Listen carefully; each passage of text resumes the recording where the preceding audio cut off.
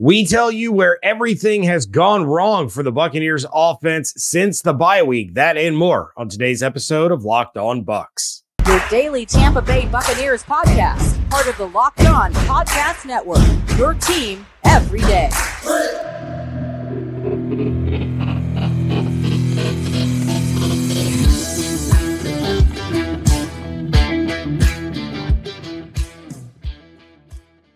What's up, and welcome into this WTSP Wednesday episode of Locked On Bucs, your daily podcast covering the Tampa Bay Buccaneers, part of the Locked On Podcast Network, your team every day. We want to thank you for making Locked On Bucs your first listener view every single day. Don't forget you can subscribe or follow for free on YouTube or wherever you get your podcasts.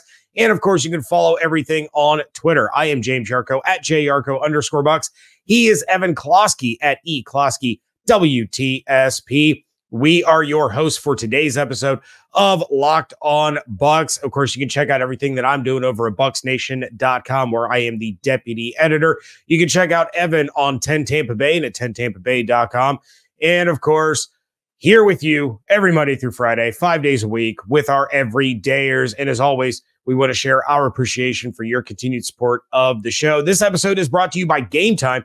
Download the Game Time app, create an account, use code LOCKEDONNFL, all lowercase, for $20 off of your first purchase. Last minute tickets, lowest prices guaranteed. There is a path for the Buccaneers to win on Thursday night against a struggling Buffalo Bills team. And as always, we're going to have Evan's predictions, but all of that is coming up a little bit later. First, we need to talk about the tailspin, Evan, that this team is in coming out of the bye.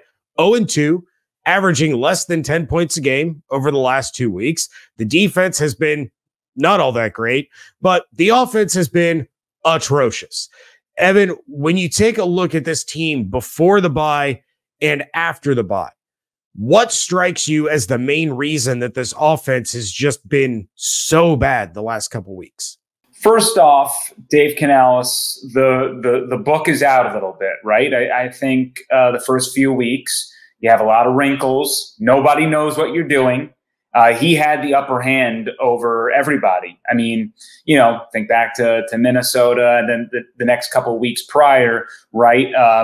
You try to use Brian Flores' game plan, and then it's like, okay, well, you're going to do that. I've had a week to game plan. I got all these other things put in. And it seems like they've regressed a little bit in execution.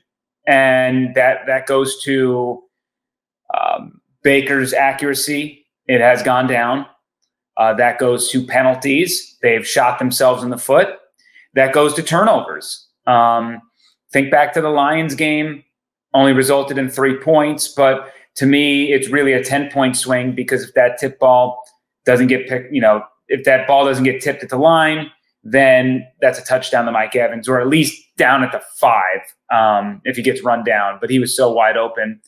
So, it's like that play is there, right? It's just something as small as a tip pass screwed everything up and really actually took the ball away from you. Then, you go back to the Falcons game, the defense, which, as you mentioned, has not been great, but they've been opportunistic. So to that, I give them credit. I think they certainly get a lot of blame for being put in compromised positions. But Devin Tompkins tries to make a whole lot of something out of nothing, and instead of just going down and accepting defeat, fumbles the ball deep in their own territory, which, if it wasn't for a lucky fumble, would have been 7 points for the Falcons. And then Baker totally just assumes on a pass that something's going to be there for Cade Otton. They're trying to really push the ball down the field, I think, more. And I think Baker has just been 1 or 2 reads off, whether that's an almost pick here, an interception there. Think back to Chris Godwin, running down the sidelines. It would have put them into Falcons territory. I think it was like a second down play. It was like, I forget exactly what point of the game it was. They were around midfield, and he sails it. He did that a few times. I think he's on open throws. He's a bottom 10 quarterback right now. And earlier in the season, the first 4 weeks, he was thriving. So the positive news is that their third down efficiency was back against the Falcons. The positive news is that I think the plays are still there. Positive news is outside of the interception where he should have dumped it down to Rachaad White. After looking at the film, it does seem like Baker was looking for checkdowns a lot more, and it did provide them some yards. But they you can only do so much when you can't run the ball. And I would love to tell you that running at the end of the game was the bad decision. They were running into 6-man boxes. Mm-hmm. If you can't run into 6-man boxes, what are we doing here? Like, what are you doing? Like, I can't. At some point, that's not on Canales anymore. That's on the dudes up front. Like, it is a 6-man box. Hat on a hat. Seriously, get a little bit to the second level. At some point, like the one unaccounted guy, and not to mention if you have a running back there, or if you get some extra help, that you really do have 6v6. But it's they're just not as tight as they were at the start of the season, where I think when it came down to the Vikings game, they won that game because A, they stepped up in crunch time to move the chains and keep the ball out of Minnesota's hands. B, the defense got a couple of late 3-and-outs. C, the defense forced turnovers in their zone, in Minnesota's area. You know, the Bears game, the offense stalled completely in the second half, was terrible. But what happened when the Bears were coming back? Shaq Barrett got a touchdown. Okay? So, I mean, then you think back to the Saints game, where I think we look back to, and I mentioned how, like, 3 games are going to be great, 3 games are going to be crap. And I don't even think the Falcons game is in the crap pile. I think it's in the media. I think it's a little bit of what they are, an opportunistic defense that gives up a lot of yards and an offense that sputters way too much. I think that's kind of their identity right now. I think the Lions and the Eagles game were crap. And I think the Saints game was them on 11 as their best version of themselves. But think back to, Antoine Winfield Jr., right? He forces a fumble in that Saints game. It's right in the red zone. So they're able to score a touchdown quickly because Baker makes a great play, which, he's still kind of nursing that injury from when he got hit on that play and re-aggravated it against the Falcons, he said. But, the defense has to help out the offense. And as great as it was to force those turnovers, those 3 against Atlanta, I don't take anything away from that. But the Falcons were deep in Tampa Bay zone. So the offense was getting the ball at the 1, the 2, or the 3, or the 20. I mean, these are not fortuitous field positions for an offense that struggles to move the ball down the field. And then on top of that, the red zone struggles. They just Dave Canales has not figured it out in the red zone. So as I said, it's a lot. People want to say it's one thing. It's not. It's just they're not clicking on all cylinders. They're tick off. And in a short turnaround week, it's going to be, part of my French, grit and balls. It really is. That's what Thursday Night Football is all about. Yeah, well, the Tampa Bay Buccaneers are not the only team playing Thursday night that have been struggling lately. The Buffalo Bills have been struggling the last couple of weeks against lesser teams. So how can the Bucs get an advantage on Thursday? That is next on Locked On Bucs, part of the Locked On Podcast Network, your team every day. You shouldn't have to worry when you're buying tickets to your next big event. Game Time is the fast and easy way to buy tickets for sports, music, comedy, and theater near you with killer last-minute deals, all-in prices, views from your seat, and their best price guarantee. Game Time takes the guesswork out of buying tickets. You can get yourself some great seats to take your kid to a hockey game coming up next week, or use them for the perfect seats at an upcoming concert like the Foo Fighters, Blink-182, or that Jason Aldean concert at Mid-Florida Credit Union Amphitheater this weekend. On top of last-minute deals, Game Time also has flash deals and zone deals with easy-to-find tickets for every kind of event in your area. Plus, you can see the view from your seat that you are looking to buy, so you know what to expect when you arrive with Game Time's best price guarantee. If you find tickets in the same section or row for the same event for less, they're going to give you 110% of the difference. Take the guesswork out of buying tickets with Game Time. Download the Game Time app, create an account, use promo code LOCKEDONNFL for $20 off your first purchase. Terms apply. Again, create an account and redeem code LOCKEDONNFL for $20 off. Download Game Time today. Last minute tickets, lowest prices guaranteed.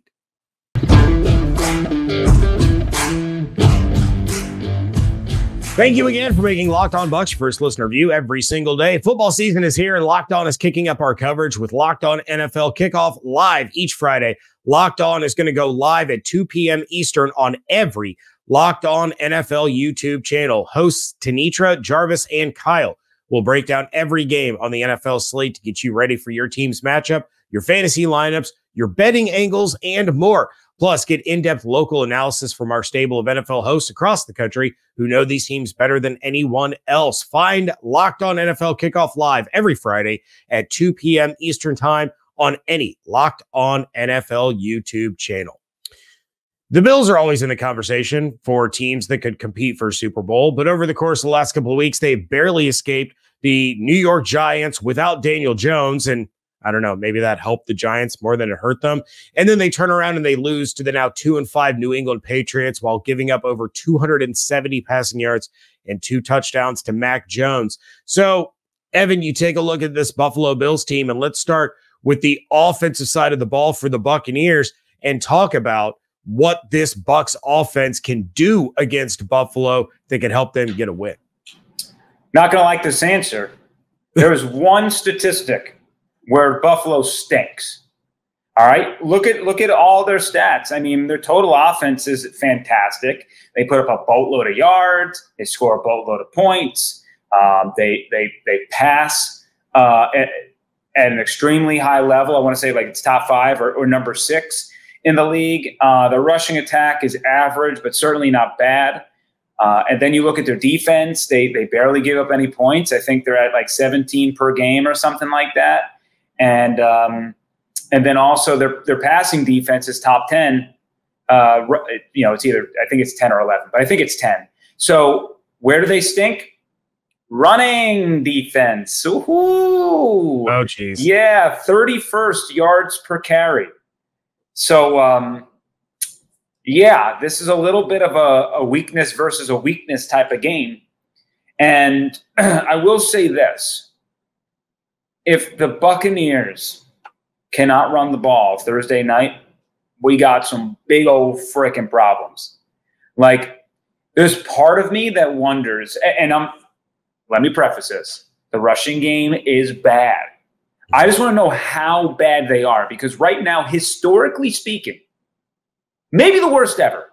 Like, they are on pace to be the worst rushing attack ever, yards per carry. That's now, are they that bad? Or are they historically bad because the bad rushing attack facing a gauntlet of rushing defenses? When it comes down to yards per carry, all of them were top 15 except for the Saints. They were 16. So every opponent, and by the way, their best rushing game was against the Bears, and the Bears are second in yards per carry defense. Giving up yards per carry. But Bears, Lions, Eagles, Falcons, these are all top 10ers. The Vikings per carry, I haven't seen them with the stats from the Niners game. I looked at this Monday, but they're in that top 15 group as well. Don't look at total yards, rushing yards given up, because you got to remember, if teams are down, other offenses are running the ball, they're stacking up those stats. So that's why I tend to look at yards per carry, because it kind of it accounts for all the runs and the volume. So I want to know, can they actually put up 100 some odd yards against a an unequivocally bad rushing defense. And I'm not expecting them to be a top 10, top 15 rushing offense. I'm just wondering if they're a bottom 5 rushing offense. Like maybe they're 25th or 26th. Now that the schedule is loosening up and some runs might open up a little bit more now that they're not facing a gauntlet.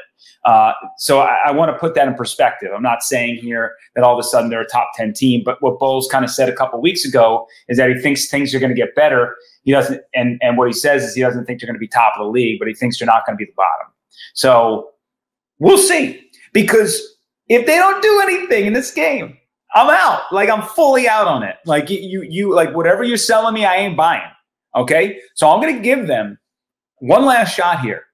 One last shot to say that your rushing offense is not good enough to handle the best rushing defenses or even an average rushing defense. But maybe, just maybe, you can handle a below average to piss poor rushing defense. Let's see.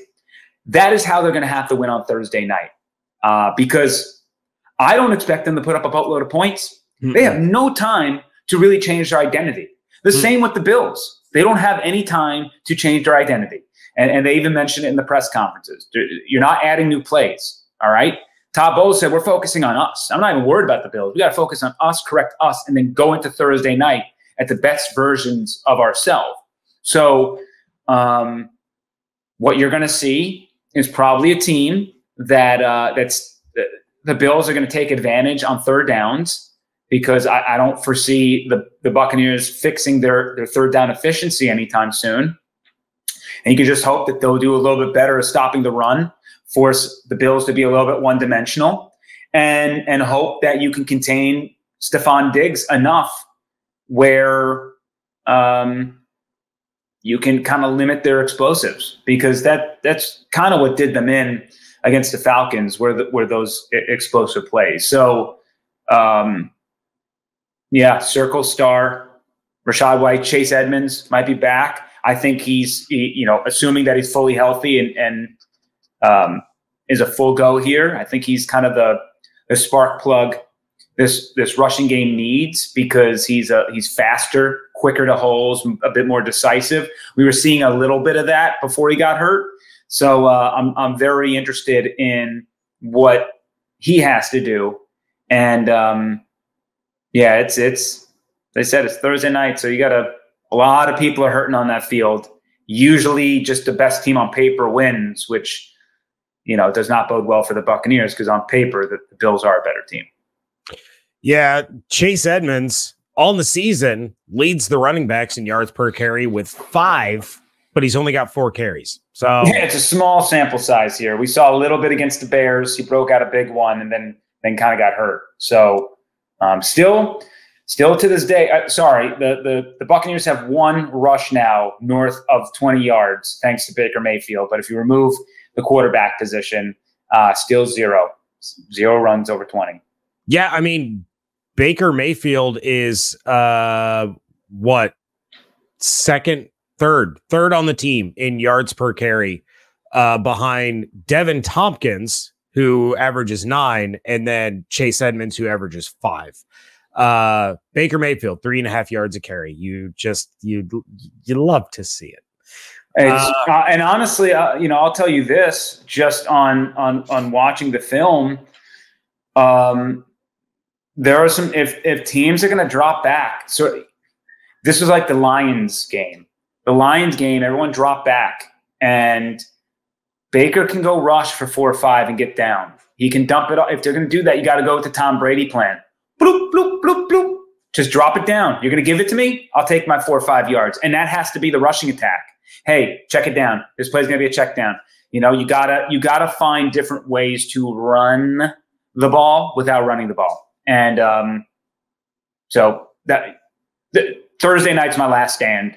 If you want to establish the rushing game, you continue doing what you're doing. I'll prove it that on Thursday, because you have to see what your group does against pardon my French, a crap rushing defense. But if it doesn't work, then there has to be a philosophical change coming out of the mini bye. All right. Well, we are going to bust out Evan's crystal ball here coming up in just a moment. Who is going to be Evan's player of the game and who wins on Prime Vision. That is coming up next here on Locked On Bucs. These days, every new potential hire can feel like a high-stakes wager for your small business. You want to be 100% certain that you have access to the best qualified candidates available, and that's why you have to check out LinkedIn Jobs. LinkedIn Jobs helps find the right people for your team faster and for free. Add your job in the purple hashtag hiring frame to your LinkedIn profile to spread the word that you are hiring. Simple tools like screening questions make it easy to focus on candidates with just the right skills and experience so you can quickly prioritize who you'd like to interview and hire. That's why small businesses rate LinkedIn Jobs #1 in delivering quality hires versus their leading competitors.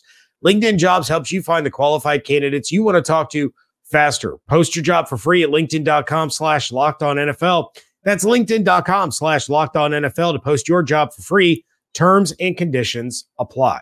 PrizePicks is the largest independently owned daily fantasy sports platform in North America. They are the easiest and most exciting way to play DFS. It's just you against the numbers. Instead of battling thousands of other players, including pros and sharks, you pick more than or less than on a 2 to 6 player stat projection sheet and watch the winnings roll in. PrizePicks is really simple to play, and I can make my picks and submit my entry in less than 60 seconds. Quick withdrawals, easy gameplay, and an enormous selection of players and stat types are what makes PrizePicks the #1 daily fantasy sports app. And now, PrizePicks offers Apple Pay for quick and easy deposits into your account this football season. This week, I'm going with Chris Godwin for more than 62.5 receiving yards, Stephon Diggs more than 86.5 receiving yards, Baker Mayfield less than 230.5 passing yards, and James Cook less than 50.5 rushing yards. Go to prizepicks.com/LockedOnNFL and use code LockedOnNFL for a first deposit match up to $100. Again, go to prizepicks.com/LockedOnNFL and use code LockedOnNFL for a first deposit match up to $100. PrizePicks, daily fantasy sports made easy.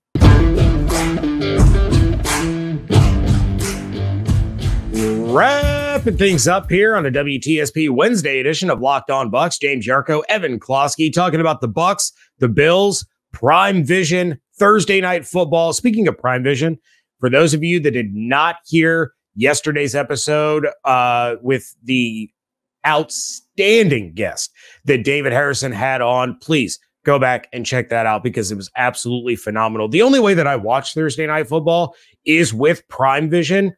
And it makes me really sad that I can't do that this week because of the additional delay. But yeah, Prime Vision's the way to go 100% of the time. But it's time to pull out the crystal ball that has not been kind to, either one of us over the course of the past couple of weeks. But let's start things off with your bold prediction for the Bucs and Bills this Thursday night. Bold prediction. Buccaneers run north of 100 yards. And it doesn't get much bolder than that, considering what we have seen. You almost just made me spit take here. I thought I was going to have a second to take a drink, and you're out here trying to make me spit it all over my desk and my webcam. Yep, I know. Yeah, I know. I'm call me a sucker, but it's a bold prediction for a reason, so I'm going for it. All right. At this point, we'll take it, right? Maybe a 100. It's sad. It is sad that's a bold prediction, but it is. It really is. But it's like, maybe 100-yard performance on a Thursday night in prime time when the Bucs tend to not play well is what is the spark that the team needs. And maybe you're right. Maybe Chase Edmonds, if he plays Thursday night, will be a big part of that spark because, he did look efficient and solid when he was running the ball, whether it was preseason or whether it was the limited opportunity that he had to start the year. But, Chase Edmonds has been fun to watch. But I'm already mentally preparing myself to get super angry that I'm going to go through this entire draft process again in 2024, talking about running backs that I would love to see the Buccaneers take in the second round, just for them to take another 5th round running back and me to be furious all over again. But yeah, we'll get to. Sadly, I've been doing mock drafts recently. That's kind of where we've been living these days. But Yeah, we'll have some fun during draft season here. Yeah, that'll be it will be really interesting depending on how the rest of the season goes. But we're a ways away from mock drafts and draft season here on Locked On Bucs. Right now we're in Bills season. So 100+ yards rushing for the team as your bold prediction. Who is going to be your predictive player of the game? I would have to assume it's somebody that's going to help that rushing attack. I think it's going to be a group effort. I want to go Rachaad White, not because of his rushing abilities, but because I think this team is starting to learn he's way too good out of the backfield catching the ball. Mm-hmm. He turns into a different guy. I mean, think back to that first drive, that third down conversion. He gets a little check down, DOA, about to punt the ball, and he does a little whoop, whoop, whoop, whoop, whoop, and then gets a first down. And we've seen that a handful of times. When he is receiving the ball as a pass catcher out of the backfield, he is operating in space at a different level than what he is as a running back. So, and dare I say elite. He might be a third down specialist in his long-term view here with the team.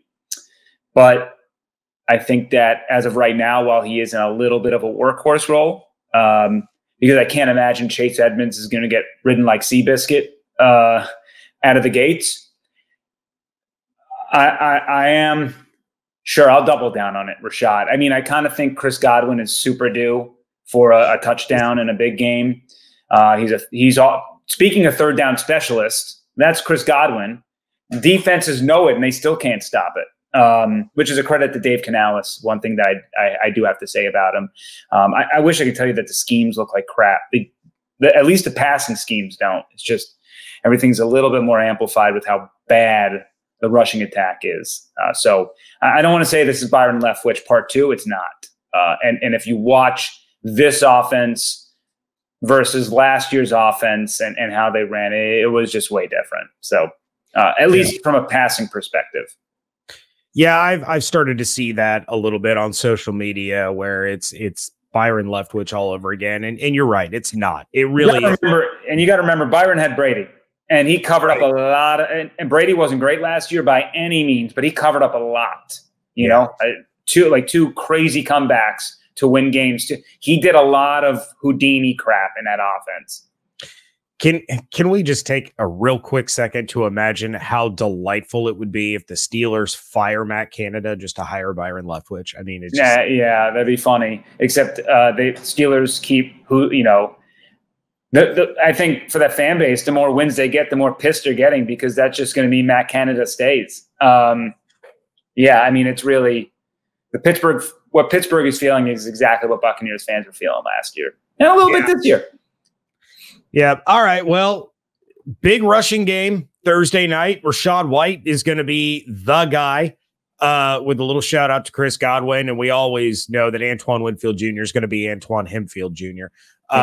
So we might have to institute the Brady rule for Winfield moving forward. I think so. Yeah. I think it's a cop out. All right. And you know what? Antoine Winfield Jr. is now off the books. Baker Mayfield is back on the books. Yes. Perfect. Outstanding. All right. Yeah. I will relay the message to David. Not that he gets to do any predictions this week, but how do you see this game shaking out between the Bucs and the Bills? It's a tough road game, but the Bucs play better on the road than they do at home. Bills been struggling a little bit. Are we on upset alert here in Buffalo? I'll tell you this, the Bills play better at home than on the road, too. And I know they had a tough one against the Giants a couple of weeks ago. They still won that game. But, you know, they lost in London. They lost in New England. They lost in New York. They crushed the Commanders during that three-game heater where they kind of were peaking, capped off by a demolition of Miami.